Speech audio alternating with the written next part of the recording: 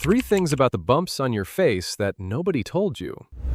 One of the things on your nose probably isn't even acne. Scrubbing the dark ones makes them worse, not better, and the reason they keep coming back has nothing to do with your face wash. These are the quiet ones, the bumps that never hurt, never come to a head, and never seem to leave. In the next few minutes, you'll be able to name every one of them on sight, and you'll know the single thing that's actually feeding them. Let's go. Here's the one idea that makes all of this click. Every bump we're about to cover is the same thing underneath. A clog. A pore makes oil. Normally, that oil flows up and out, carrying dead skin cells with it. But too much oil, plus skin cells that turn sticky and won't shed, and the exit jams. That jam is a comedone. And you can fight a clog 2 ways. Scrape it off the surface, or shut off what's feeding it underneath. Skincare does the first. We're going to spend most of this on the second, because that's the part that actually makes them stop. First, meet the 4 of them. First, the one you'll never catch, the microcomedone. It's a clog so small it's invisible, the seed every other bump grows from. And you can't treat what you can't see, which is exactly why spot treating one bump at a time always feels like whack-a-mole. The real move happens upstream, before this ever surfaces. Hold that thought, we'll get there. Next, the one with no exit, the closed comedone, your classic whitehead.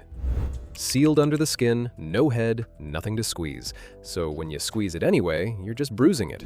And if it keeps showing up in the exact same spot, that's not bad luck. That's the oil supply underneath still running. Keep that in your back pocket. Now, the famous one, and the biggest myth on your whole face, the blackhead. Everyone thinks that dark dot is trapped dirt. It's not. It's oxidation, your own oil turning dark in the air, the exact same way a sliced apple goes brown. Which means you could scrub until your skin is raw, and that dot stays put, because there's no dirt to remove. Pore strips just grab the tip and leave the rest behind. The only thing that actually empties a blackhead is dealing with the oil that keeps filling it. Quick gut check before the last one, because this fools almost everyone. Look at your nose. Those tiny gray dots all evenly spaced, those probably aren't blackheads at all. They're sebaceous filaments, little oil channels your skin builds on purpose. Everyone has them. Squeeze one and it refills within a month, because it's meant to be there. People wage war on their nose for years over something that was never the enemy. Sometimes the win is just leaving it alone. And the last one, the macrocomedone. A comedone that grew oversized and deep set.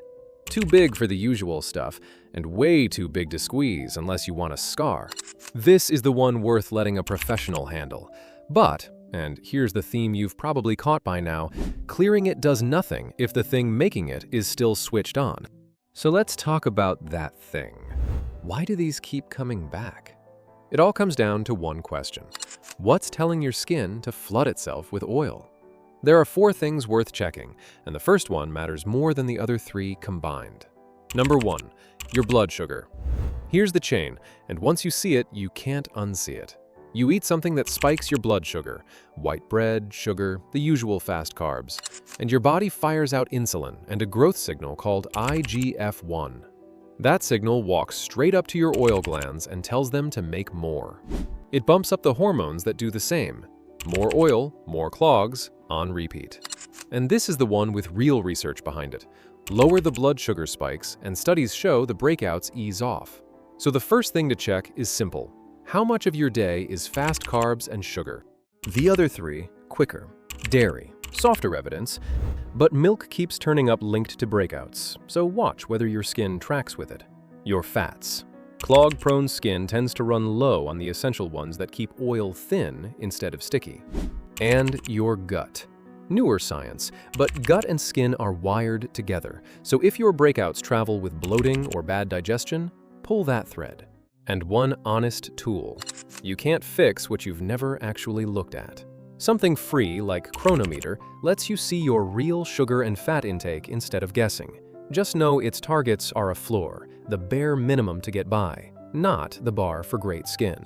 Now, exactly how to fix each of these, what to eat, what to drop, in what order, is a whole video each. I'm not going to cram a quarter version in here and send you off half-informed. You tell me which one to make first. And the honest line I won't skip, You can't always fix this purely from the inside. Some of it is just genetics, how fast your skin sheds. So the real answer isn't inside or surface, it's inside to slow the flood, surface to clear what's already there. That's every quiet, non-inflammatory type, the clogs that never hurt.